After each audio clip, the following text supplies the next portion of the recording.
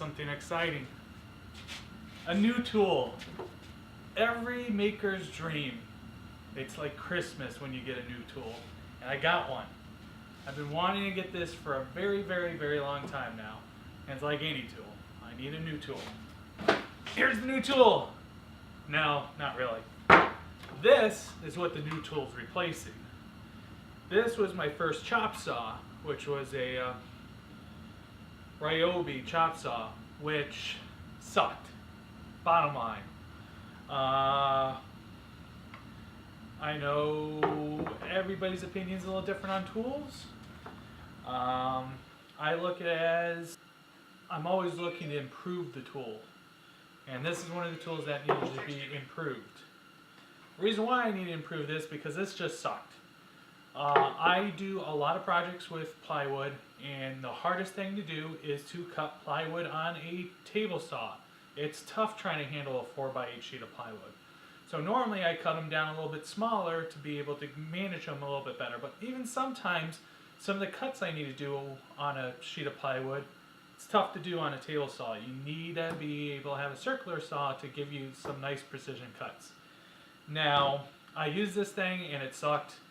I know everybody says use a guide with it. I did use a guide with it, put it up against the guide, trying to measure the distance to get the guide set up right to where I need to cut it.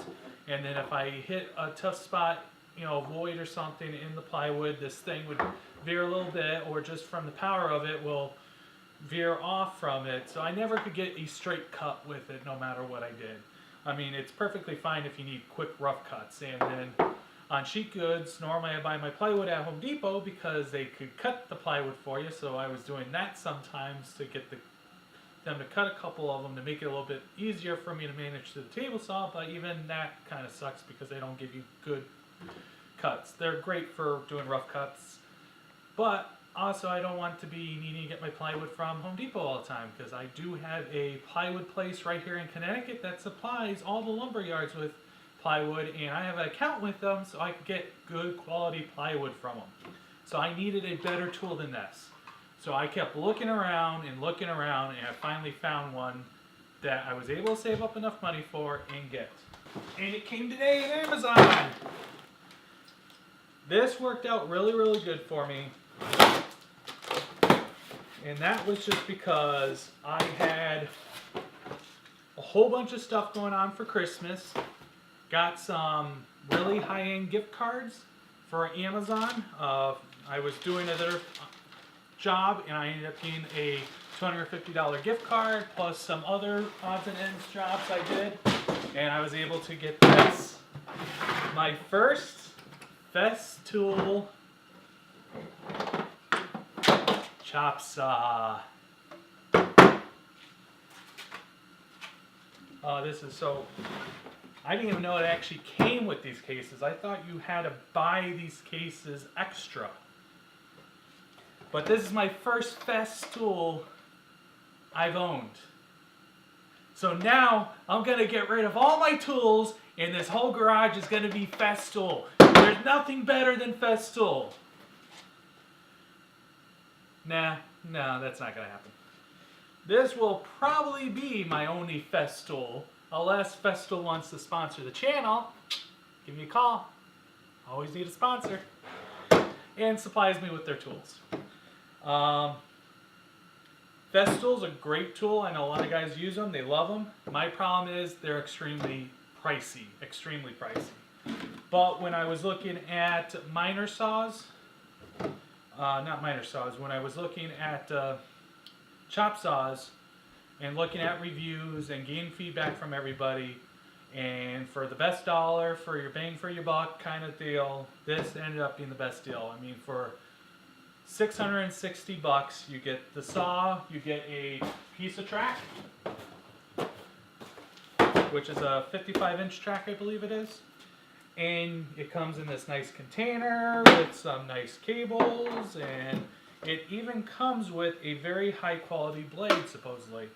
So I mean, for $660, you get a saw with a blade, a nice carrying case for it, and a track. I mean, compared to the DeWalt's and everything else that's right in the same category, This was a kind of no-brainer, so I went with the Festool because of the price, the bang for the buck with how much I paid for it and the quality that you should get out of Festool tools. It made sense for me to get this as a new one.